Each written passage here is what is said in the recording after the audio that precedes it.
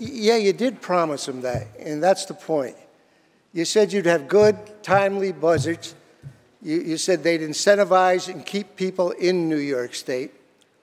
And the fact of the matter is, we set up budget subcommittees. You haven't had one budget subcommittee in the 4 weeks in the month that you've been late on a budget. You've used extenders. You haven't lived up to the constitutional content of having 3 days for Democrats and Republicans to see what's in these budget bills, as well as the public. The most important part of our representative democracy is not us, senators or assembly people or governors. They're the people who didn't get to read that. The media, the fourth estate, is important to be able to see the debates in a coherent way. It's tough to be coherent when you're giving us a bill in 45 minutes, an hour and a half. We have to read these 100,000-page particular bills. Now, what's going to happen here, and you could say what you want about blaming Republicans in the past or Democrats, but let me accentuate once again. This is the only time you had full power of all 3 areas of this legislature in the governor's office. And it's not that this is a late budget. It's also that it's a very bad budget. And I've said this before. They've talked to you in a series of ways of affordability in this state. Now, at the end of this whole thing, I know your side of the aisle is going to get up and say, hey, listen to all the good things we've done in this. It's a $230 billion budget, $8 billion more than the previous year. You're going to go through a whole litany, a whole list of wonderful things, but there'll be no postscript. I'm going to give you the postscript now, because you're not going to give it after you say all those wonderful things about the budget and what you've done over these past 5 years. Because here's holistically what has happened. And I've said this before, but I want the public and the media to hear it, because it becomes a one-day story. We're #1 in out-migration. Do you understand that?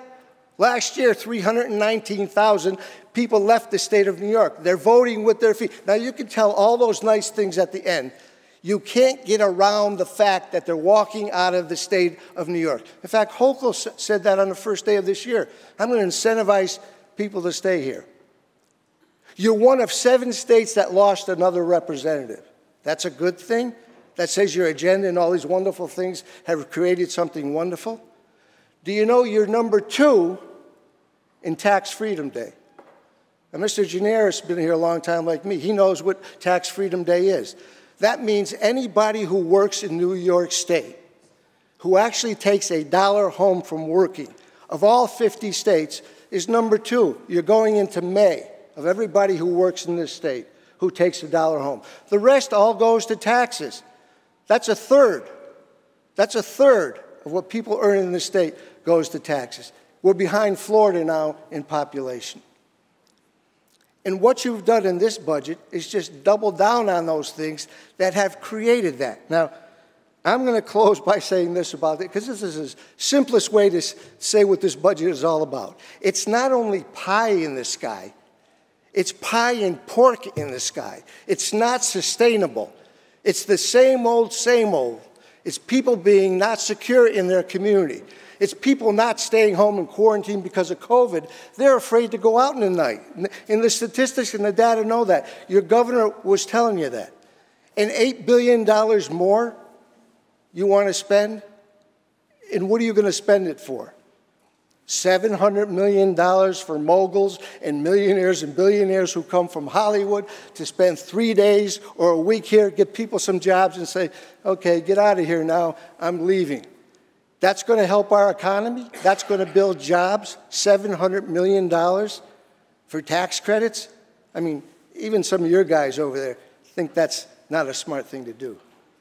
So, Madam President and my colleagues, by the simple fact that we're not getting these bills in a timely fashion, you and I are not just public servants.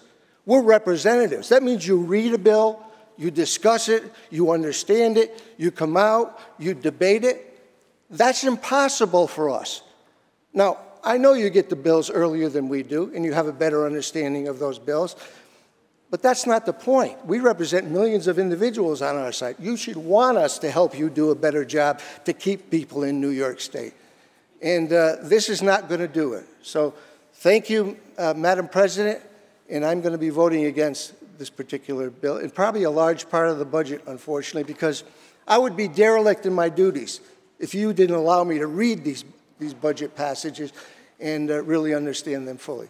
Thank you so much, and thank you to the good senator for answering some of my questions.